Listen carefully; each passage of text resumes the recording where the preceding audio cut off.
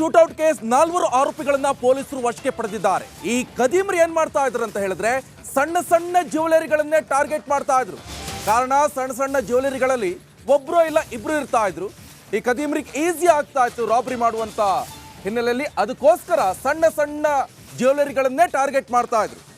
Kodigehalli shootout case ಸಂಬಂಧ ಈಗ 4ರನ್ನ ಕಾಕಿ ವಶಕ್ಕೆ ಪಡ್ಕೊಂಡಿದೆ. ಸಣ್ಣ ಸಣ್ಣ ಜ್ಯುವೆಲರಿಯಲ್ಲಿ ಇಬ್ರು ಇಲ್ಲ ಒಬ್ರು ಇರ್ತಾರೆ. ಈ ಹಿನ್ನೆಲೆಯಲ್ಲಿ ಅದನ್ನೇ ಟಾರ್ಗೆಟ್ ಮಾಡ್ತಾ ಇದ್ರು. ಈಗ ಕೊಡಿಗೆಹಳ್ಳಿಯಲ್ಲಿ ಕೇಸ್ ಸಂಬಂಧ 4 ಆರೋಪಿಗಳನ್ನ ಪೊಲೀಸರು ವಶಕ್ಕೆ ಪಡೆದಿದ್ದಾರೆ.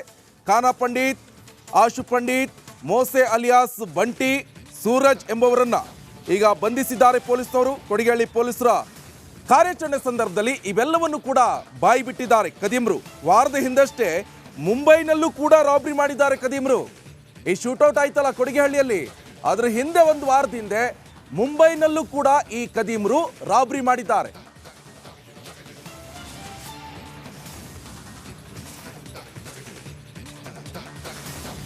ಈ ಬಗ್ಗೆ ಹೆಚ್ಚಿನ ಡೀಟೇಲ್ಸ್ ಅನ್ನ ಕೊಡ್ತಾರೆ ನಮ್ಮ ಪ್ರತಿನಿಧಿ ಅಜಯ್. ನೇರ ಸಂಪರ್ಕದಲ್ಲಿ ಜಾಯ್ನ್ ಆಗಿದ್ದಾರೆ. ಅಜಯ್, ಒಂದು ವಾರದ ಹಿಂದೆ ಮುಂಬೈನಲ್ಲೂ ಕೂಡ ಈ ಕದೀಮ್ರು ರಾಬರಿ ಮಾಡಿದ್ದಾರೆ.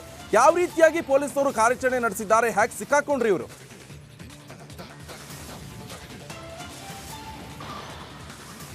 ಖಂಡಿತವಾಗ್ಲೂ ನಿಕೇಶ್, ಏನಂತಂದ್ರೆ ಈ ಒಂದು ಪ್ರಕರಣ ಬೆಂಗಳೂರನ್ನೇ ಬೆಚ್ಚಿ ಬೀಳ್ಸಿತ್ತು. ಯಾಕಂತಂದ್ರೆ ಬೆಳಗಿನ ಜಾವ 11 ಗಂಟೆ ಸುಮಾರಿಗೆ ಈ ಒಂದು ಘಟನೆ ಆಗತ್ತೆ. 4 ಜನರ ಬಂದಂತಹ ತಂಡ ಏನಿದೆ, 4 ರಿವಾಲ್ವರ್ ಕೂಡ ಅಂದ್ರೆ ಗನ್ಗಳನ್ನ ಕೂಡ ತಂದಿರ್ತಾರೆ. ಆ ನಂತರ ಅಲ್ಲಿ ಹೋದಂತಹ ಒಂದು ಬ್ಯಾಂಕರ್ಸ್ ಅನ್ನೋ ಒಂದು ಲಕ್ಷ್ಮಿ ಬ್ಯಾಂಕರ್ಸ್ ಅನ್ನೋ ಒಂದು ಆ ಚಿನ್ನದ ಅಂಗಡಿ ಒಳಗೆ ಹೋಗಿ ಏಕಾಏಕಿ ಅವ್ರ ಮೇಲೆ ಹಲ್ಲೆ ಮಾಡಿ ಶೂಟ್ ಮಾಡ್ತಾರೆ. ಆ ನಂತರ ಅಲ್ಲಿಂದ ಎಸ್ಕೇಪ್ ಆಗುವಂತ ಪ್ರಯತ್ನ ಮಾಡಿ 4 ಜನರು ಕೂಡ ಎಸ್ಕೇಪ್ ಆಗ್ತಾರೆ. ಆ ನಂತರ ತನಿಖೆಗೆ ಮುಂದಾದಂತಹ ಪೊಲೀಸರಿಗೆ ಗೊತ್ತಾಗುತ್ತೆ ಇವರೆಲ್ಲರೂ ಕೂಡ ಮಧ್ಯಪ್ರದೇಶದವರು ಅಂತ ಹೇಳಿ. ಅಂದ್ರೆ ಇವರು ಬರುವಂತದ್ದು ಮಧ್ಯಪ್ರದೇಶದಿಂದ, ಇಲ್ಲಿ ಬಂದು ಇಲ್ಲಿನ ಬೈಕ್ಗಳನ್ನ ಕಳ್ತನ ಮಾಡ್ತಾರೆ. ಆ ನಂತರ ಆ ಬೈಕಲ್ಲಿ ಹೋಗಿ ಕಳ್ತನವನ್ನ ಮಾಡಿ ಆ ನಂತರ ಮತ್ತೆ ಅವರು ತಮ್ಮ ರಾಜ್ಯಕ್ಕೆ ಹೋಗ್ತಾರೆ.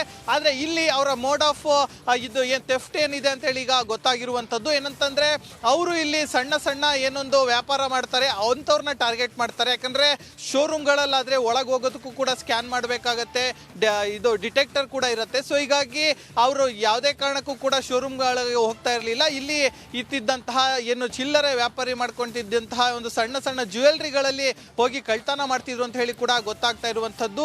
ಇನ್ನು ಇವರು ಮುಂಬೈನಲ್ಲೂ ಕೂಡ ಇದೇ ರೀತಿಯಾಗಿ ಒಂದು ಆಪರೇಷನ್ ಮಾಡಿ ಅಲ್ಲೂ ಕೂಡ ಸಿಗಾಕೊಳ್ದಲೆ ಆ ನಂತರ ಓಡಾಡ್ತಿದ್ರು ಅಂತ ಹೇಳಿ ಗೊತ್ತಾಗಿದೆ. ಆದ್ರೆ ಇಲ್ಲಿ ಫೈರ್ ಮಾಡುವಂತ ಸಂದರ್ಭದಲ್ಲಿ ಅಲ್ಲಿ ಇಬ್ಬರಿಗೂ ಕೂಡ ಏಟಾಗಿರುತ್ತೆ, ಯಾರು ಅಂಗಡಿಯಲ್ಲಿ ಇದ್ದಂತ ಮಾಲೀಕರು ಮತ್ತೆ ಇನ್ನೊಬ್ಬ ಹುಡುಗಂಗೆ. ಆದ್ರೆ ಇಲ್ಲಿ ಅವರೇ ಮಿಸ್ಫೈರ್ ಮಾಡಿಕೊಂಡು ಅಲ್ಲಿದ್ದಂತಹ ಸೂರಜ್ ಅಂತ ಏನಿದ್ದಾನೆ ಆತನಿಗೂ ಕೂಡ ಗಂಟ್ಲಿಗೆ ಈಗಾಗಲೇ ಪೆಟ್ಟಾಗಿದೆ ಅಂತ ಹೇಳಿ ಕೂಡ ಗೊತ್ತಾಗ್ತಿರುವಂತದ್ದು. ಅಲ್ಲಿ ಹೋದಂತ ಆರೋಪಿಗಳೆಂದರೆ ಅವರೇ ಮಿಸ್ಫೈರ್ ಮಾಡಿ ಸೂರಜ್ಗೆ ಈಗಾಗಲೇ ಗಂಟ್ಲಿಗೆ ಪೆಟ್ಟಾಗಿ ಆತನನ್ನು ಕೂಡ ಈಗಾಗಲೇ ಬೇರೆ ಆಸ್ಪತ್ರೆಯಲ್ಲಿ ಕೂಡ ಚಿಕಿತ್ಸೆನ ಕೊಡಲಾಗ್ತಿದೆ. ಈಗ ಸದ್ಯ 3 ಜನರನ್ನು ಕೂಡ ಈಗಾಗಲೇ ಉಳಿದಂತ 3 ಜನರನ್ನ ಈಗಾಗಲೇ ಕೊಡಿಗೆಹಳ್ಳಿ ಪೊಲೀಸರು ಕೂಡ ವಶಕ್ಕೆ ಪಡ್ಕೊಂಡು ವಿಚಾರಣೆಯನ್ನ ಮುಂದುವರಿಸಿದ್ದಾರೆ ಅಂತಾನೆ ಹೇಳ್ಬೋದು. ದಿವಿತ್. ಓಕೆ, ಥ್ಯಾಂಕ್ ಯು ಅಜಯ್ ನಿಮ್ಮೆಲ್ಲ ಡೀಟೇಲ್ಸ್.